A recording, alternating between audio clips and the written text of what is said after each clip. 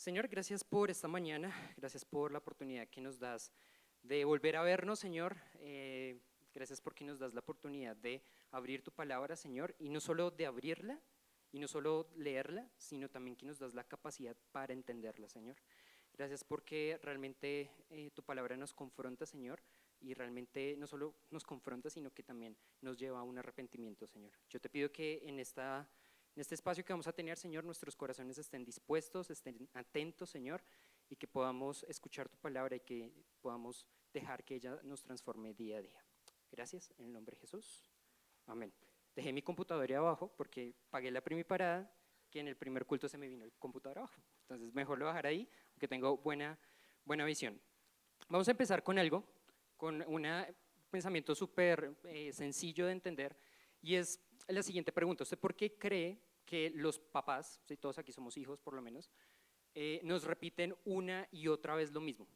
Y puede usted tener 40, 50, ya está casado con sus hijos, puede tener nietos, pero le sigue repitiendo algunas cosas. ¿Por qué lo creerían que pasa eso? Estuve como preguntándole obviamente a mis papás, a otros padres también, y encontré la misma respuesta: porque se les olvida. Entonces ya no se nos puede olvidar que por cada una de arroz, 2 de agua. Porque tienes que echarle el soflán, si los que usan soflán, en la ropa cuando la lavadora esté quieta. Tienes que hacer de tal manera, tal cosa, otra vez, repita y repita y repita, y siempre va a pasar, porque a nosotros se nos olvida. Y es que el ser humano es bastante olvidadizo.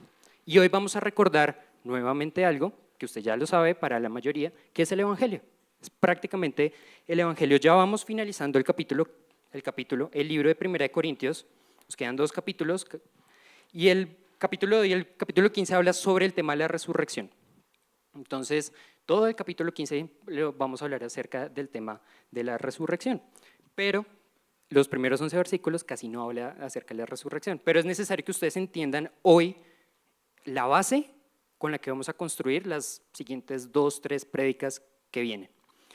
Cuando Pablo habla acerca de la resurrección, y si usted quiere entender el capítulo 15, cortico, súper sencillo, la idea central, vamos a tener 1 minuto de suposición de algo, de una suposición en este momento. Vamos a suponer, y crea firmemente en su corazón por 1 minuto, que no existe la resurrección. ¿Listo? ¿Listo? ¿Creemos en Cristo? Sí. ¿Murió? Sí. Pero no creemos en la resurrección. Mis hermanos, si no creemos en la resurrección, agarre sus cosas y vámonos. Estamos perdiendo el tiempo acá. Ellos perdieron el tiempo ahorita. Staff perdió su tiempo desde esta mañana, desde las 7 de la mañana. Es más, yo me iría, suelto el micrófono y antes de irme le doy 2 consejos. 1, salga y disfrute la vida. Es más, salga, no sé si ya terminó el Giro o la vuelta al Tour de France, mejor dicho, lo que esté en este momento. O sea, hay Fórmula 1, yo iría a ver Fórmula 1 en este momento, que son las carreras en la mañana. Salga y disfrute su vida. Comamos y bebamos, que mañana moriremos. 1 Corintios 15, 36, lo vamos a ver después. Porque vana es nuestra fe. Listo, termina el minuto de suposición.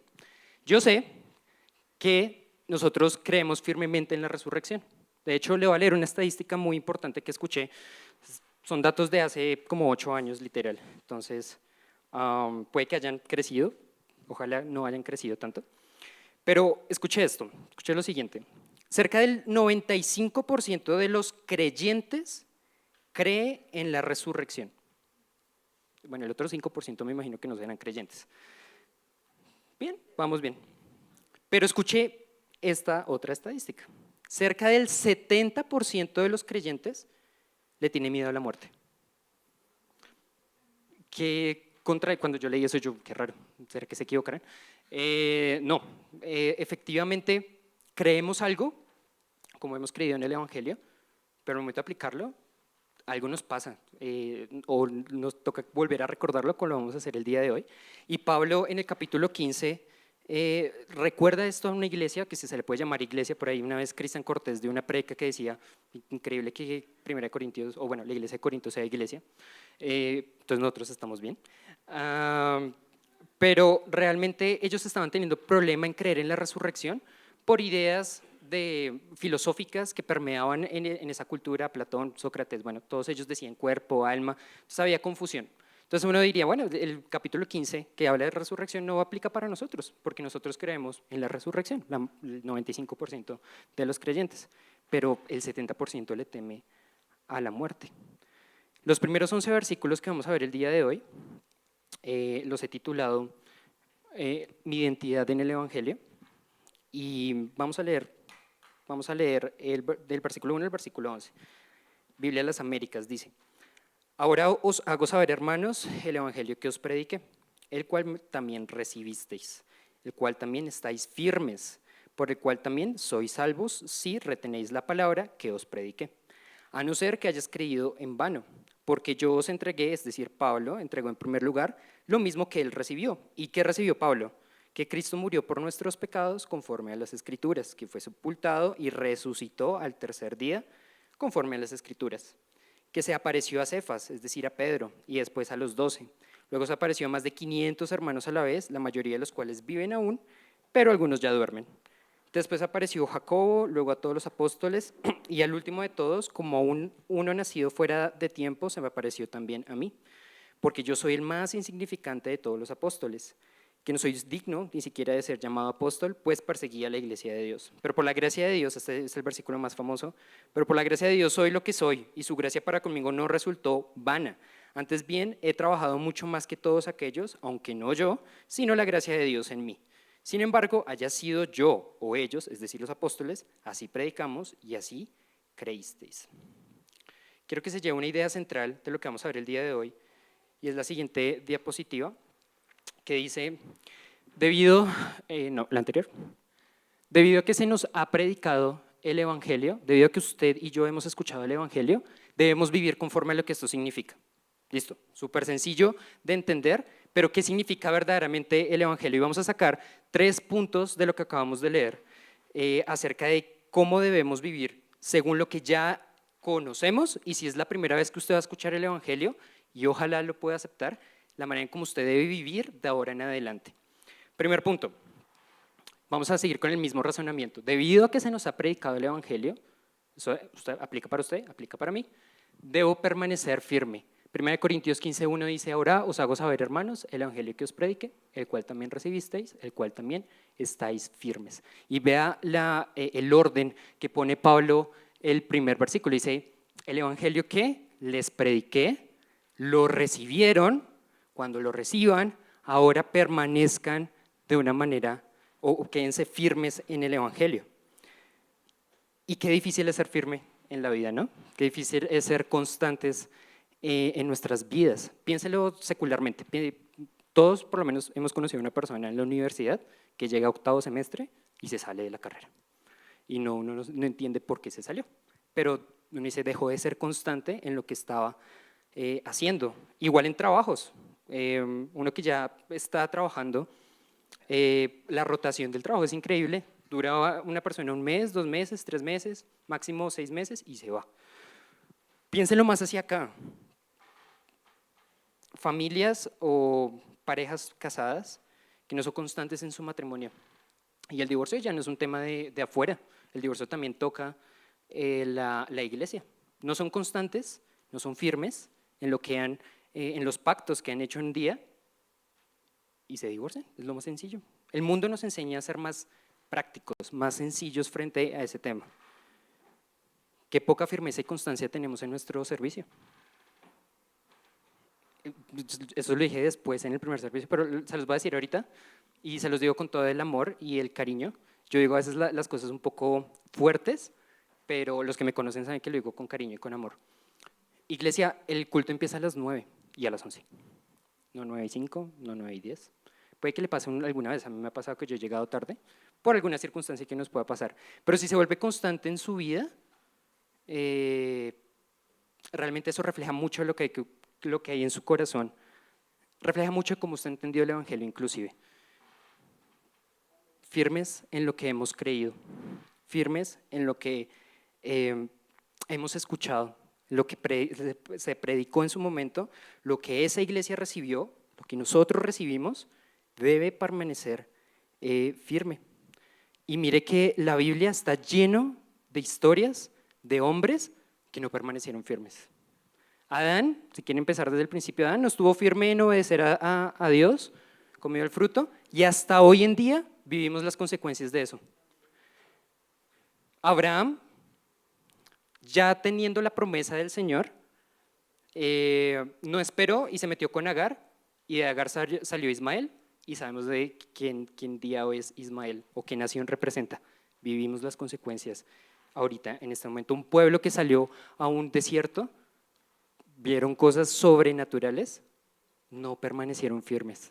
Y ustedes conocen la historia que ni siquiera esa generación pudo entrar a la tierra prometida. David, que lo tenemos tan estima como el hombre conforme al corazón de Dios, que efectivamente es así, no pudo permanecer firme con Betsabé. Y de ahí para adelante su vida fue un caos. Su hijo muere, uno de sus hijos, Absalón, lo persigue para matarlo, termina mal, entre comillas termina mal, porque él se arrepiente, pero la consecuencia de su pecado por no estar firme en lo que él había creído, en lo que él había permanecido por varios tiempo, lo llevó a sufrir consecuencias nefastas. El llamado de Pablo es a estar firme, el cual también estáis firmes, pero firme en el evangelio que me fue predicado. Y si usted no lo ha escuchado hasta en este momento, hasta ahorita 17 de julio, ahorita vamos a escuchar el evangelio, pero creo que la mayoría de nosotros lo hemos escuchado. No debo titubear ni a izquierda, ni a derecha. Pero hay una pregunta muy clave y es ¿cómo pretendo, y gracias Glorita, cómo pretendo yo estar firme en algo si no lo he creído? ¿Cómo usted pretende estar firme en lo que ha creído si no se esfuerza o no hace su parte por estar firme? Algunos me estarán diciendo, bueno, tengo que estar firme, ¿cómo lo hago?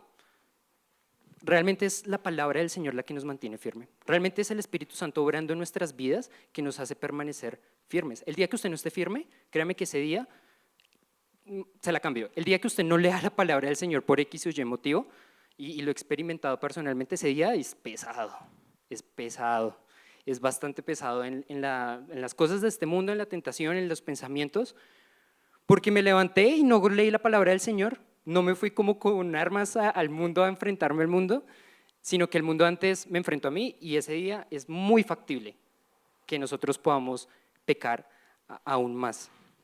¿Cómo espero estar firme si no hago parte? ¿Cómo hago mi parte para estar firme?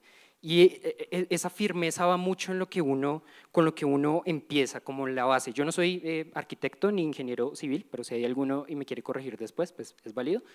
Soy ingeniero industrial. Cuando ustedes han visto una construcción y han visto que cavan, ¿no?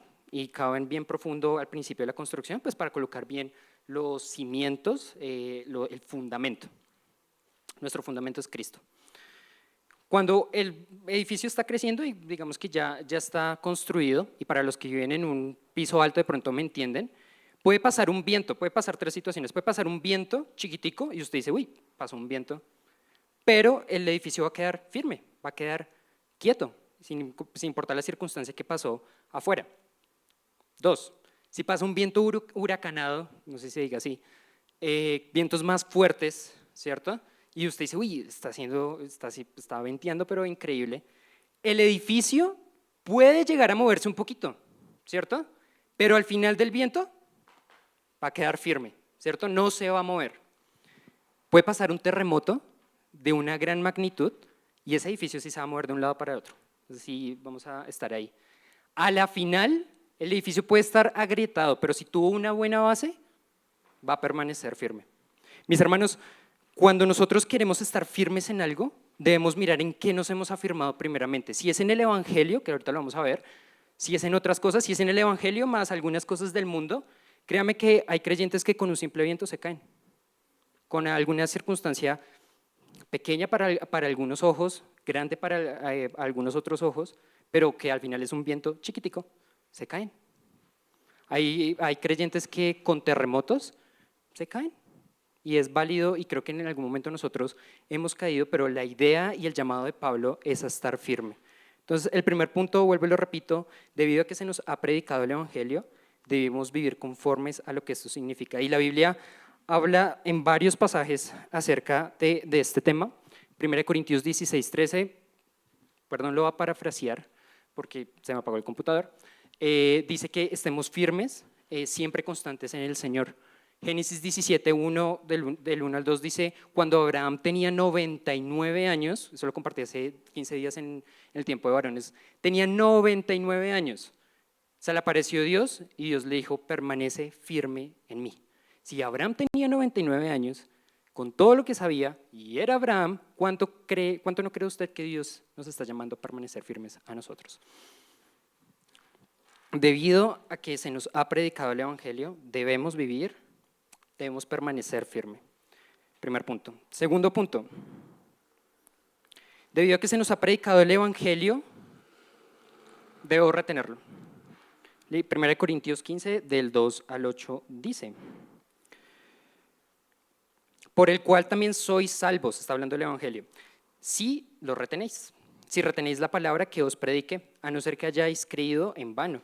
Porque yo os entregué en primer lugar lo mismo que recibí, que Cristo murió por nuestros pecados conforme a las Escrituras, que fue sepultado y resucitó el tercer día conforme a las Escrituras, que se apareció a Pedro y después a los 12, luego se apareció a más de 500 hermanos a la vez, la mayoría de los cuales viven aún, pero algunos ya duermen. Después apareció a Jacobo, luego a todos los apóstoles y al último de todos, como un nacido fuera de tiempo, se me apareció también a mí.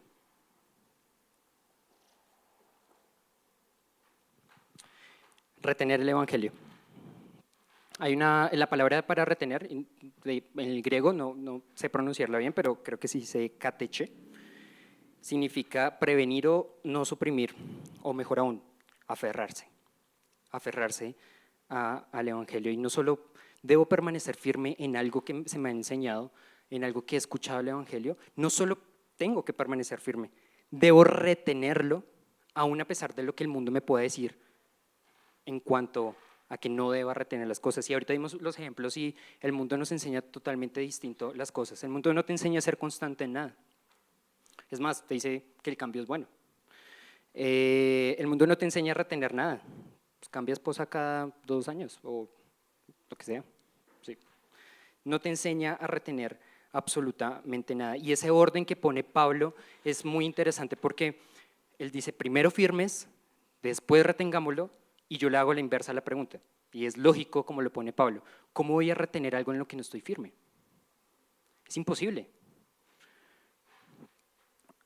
Es como aquel hombre que quiere ir a su casa y quiere construir una familia, quiere amar a su esposa, quiere enseñar a sus hijos a crecer en el temor del Señor y va con esas ganas de hacer eso en su hogar después del trabajo. Pero media hora antes estuvo con otra mujer. Tiene la intención de hacer algo, pero no retiene ni siquiera lo que ya Dios le ha dado y no retiene la enseñanza que se le ha dado en cuanto al matrimonio. Y antes de que se pregunten, bueno, ¿qué hay que retener? Que ya ese es el punto principal de esta enseñanza, es importante que en el versículo 2 ustedes entiendan que está ahí, por el cual asimismo si retenéis la palabra que os he predicado, sois salvos, si no creísteis en vano. Hay mucha gente que utiliza este versículo para argumentar que la salvación se pierde, pero pues no es así. Estamos hablando del evangelio que ya fue predicado, versículo 1, que ya fue recibido, entonces estamos hablando de creyentes, pero si la persona creyó en vano, es decir, nunca creyó, pues nunca va a estar firme y nunca va a poder tener la capacidad de retener el evangelio. Quería hacer esa aclaración puntual de ese versículo. Pero vamos a pasar a lo que debemos retener y a lo que debemos estar firme principalmente, que es el evangelio. Para hacer eso voy a hacer una ilustración que espero que me entienda. Vamos a suponer en este costado, vamos a definir a Dios. Vamos a darle los atributos y las características que tiene Dios. Entonces, tenemos a un Dios justo, ¿cierto? Su justicia. Tenemos a un Dios amoroso, ¿cierto? A un Dios misericordioso, pero principalmente quiero recalcar que tenemos un Dios santo. Santidad, apartado. Santidad no tolera ni un 1% del pecado, ni siquiera menos, si lo quiere bajar a menos. No tolera el pecado, ni una mentira, nada. Porque Dios y el pecado no pueden andar juntos en ningún momento. No puede ser acepto o no puede estar con Dios por su carácter, debido a que Él es santo. No puedo acercarme a Él. ¿Listo? Ahí estamos con Dios. Vamos ahora con nosotros.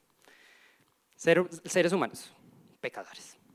No hemos de pronto cometido algún pecado grande, ¿cierto? Como matar o algo así, pero somos pecadores. Cada día pecamos constantemente. Cada día salimos al mundo y el mundo nos infecta la cabeza con sus pensamientos y no, a veces nuestra manera de actuar va conforme al mundo.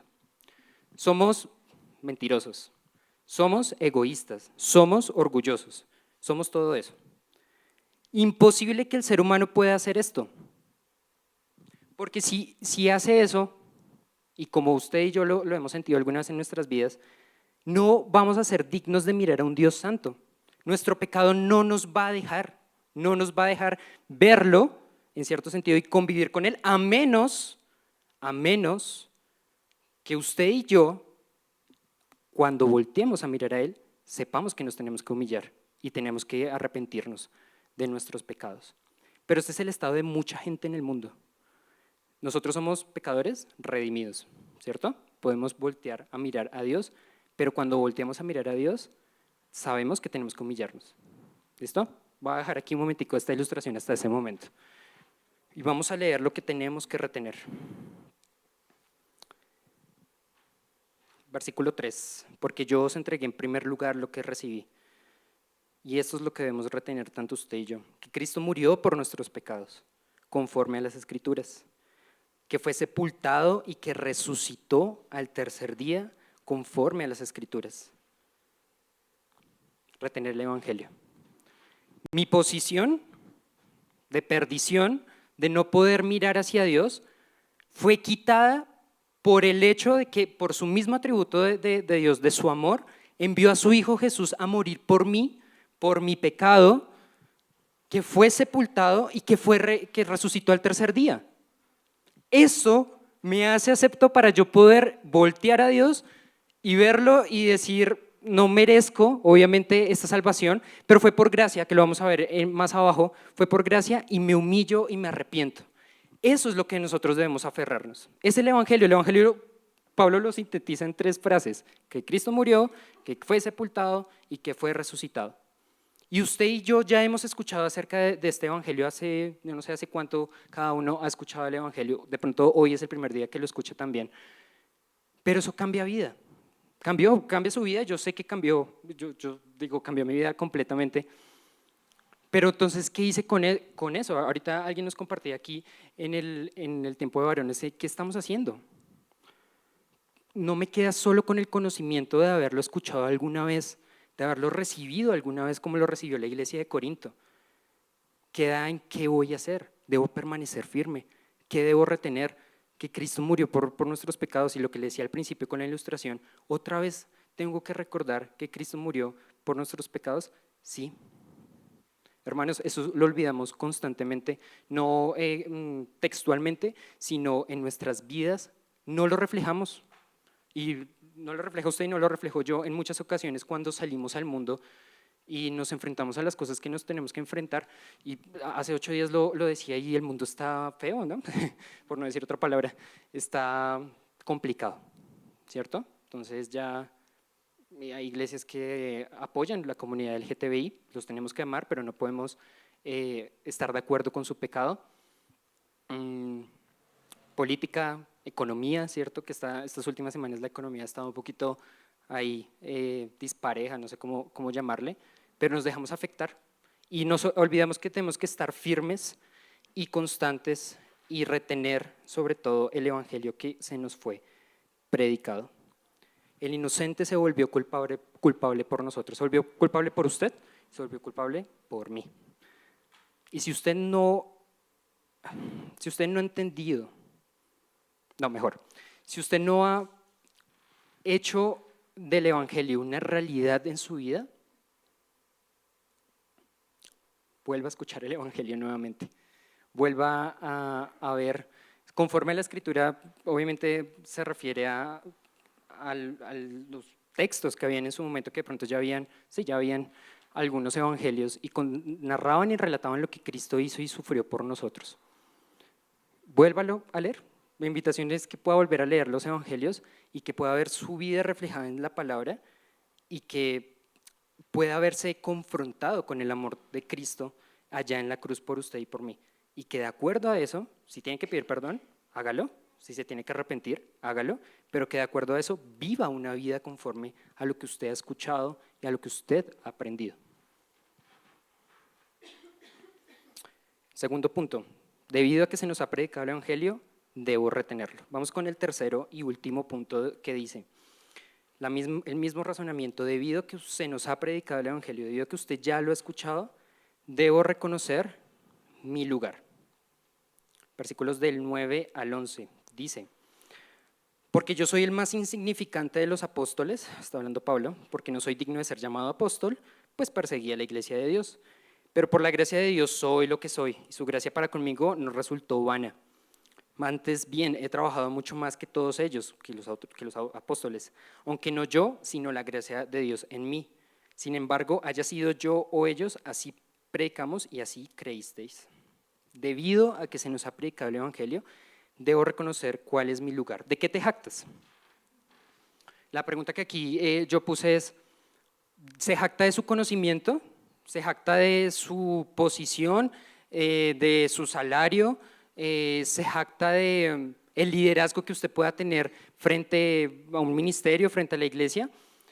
Pablo, como nosotros lo tenemos ahí, ¿cierto? No sé, el apóstol Pablo, de eso, hizo yo no sé cuántas cartas y de eso. Pero miren cómo él se define, si lo quiere llamar de esta manera. Inclusive desde el versículo 8 del mismo 1 Corintios 15 dice, y al último de todos como un nacido fuera de tiempo. En otras versiones dice como un abortivo. Y usted sabe que es un abortivo. Mejor que un abortivo. O sea, el abortivo es mejor que Pablo. En el versículo 9 dice, yo soy el más pequeño de los apóstoles. Y si no le sobra, váyase a Romanos 7, 24, cuando él está diciendo, Dios mío, yo sé que estoy parafraseando, perdónenme, sé que no tengo que pecar, pero lo hago, quiero hacer lo bueno, pero hago lo malo, y al final él se describe miserable de mí. Pablo se describe miserable de él, bueno, de mí. ¿De qué nos podemos llegar a jactar? Porque si yo soy consciente de que cuando miro a Cristo y soy consciente de dónde Él me rescató, de lo que soy, ¿cierto? Porque somos pecadores redimidos, pero somos pecadores aún todavía. Si yo soy consciente de eso y recuerdo de dónde Cristo me sacó, voy a tener la suficiente humildad, por decirlo de alguna manera, para postrarme nuevamente ante Él y volver a pedirle perdón. Y volver a caminar junto a Él, volver a verlo como el Dios que es, el Dios santo, el Dios justo, el Dios amoroso, Dios soberano. Pero si yo no hago eso, no va a poder voltear, si usted no puede reconocer lo que Cristo ha hecho y de dónde Dios lo ha sacado. Pablo, una de las últimas cartas que le escribe es Filipenses, y me encanta un autor de un libro bastante bueno que habla sobre Filipenses. El autor dice, muchos nos imaginamos en Filipenses 3 que Pablo está en un despacho con una Coca-Cola fría y diciendo, reconcíjense, todos reconcíjense. Y no, Pablo ya estaba con un cepo en la cárcel, ya estaba viviendo lo último de su vida, era un Pablo maduro, era un Pablo que ya había sufrido muchas cosas. Y cuando en el capítulo 3 de Filipenses él dice, está hablando sobre la ganancia o el conocimiento, el valor de conocer a Cristo. Y él dice, si alguno cree que tiene de qué jactarse, yo más. Y comienza a dar su currículum. Circuncidado a los 8 días, hebreos de hebreos, en cuanto a la ley, fariseo, es decir, un teso. En cuanto a el celo por la iglesia, el celo por la palabra, por el Torah, perseguidor de la iglesia. Tenía un buen currículum. Pero ¿cómo termina Pablo ese capítulo, esos versículos? Pero todo lo demás, o todo lo anterior, lo he estimado como pérdida al fin de conocer a Cristo. Todo lo anterior lo estimó como basura, al fin de conocer a Cristo. Pablo sabía quién era él. Debido a que se le había predicado el evangelio a Pablo en su momento, él reconocía cuál era su lugar.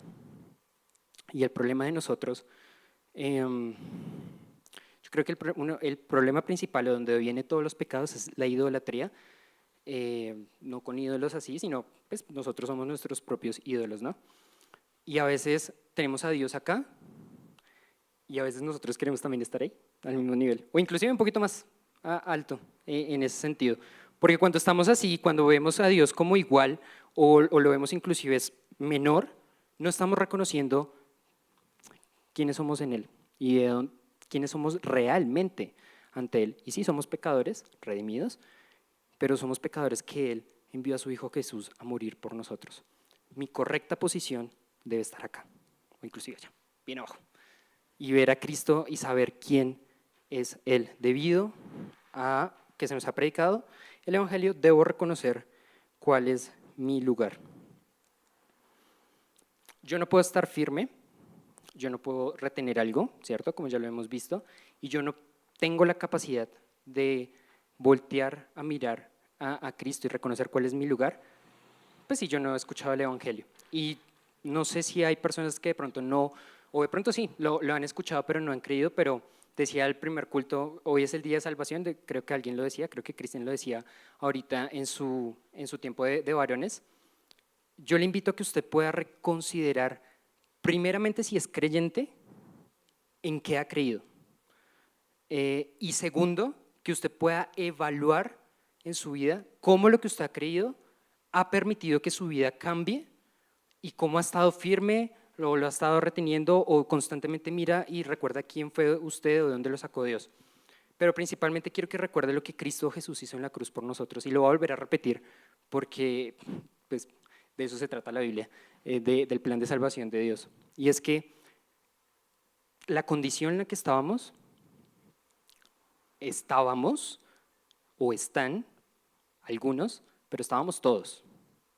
Y no podíamos acercarnos a Dios. Y en algún momento, así como la estadística del 70% de los creyentes le teme a la muerte, en algún momento, lo hablaba esta mañana con alguien, en algún momento vamos a morir.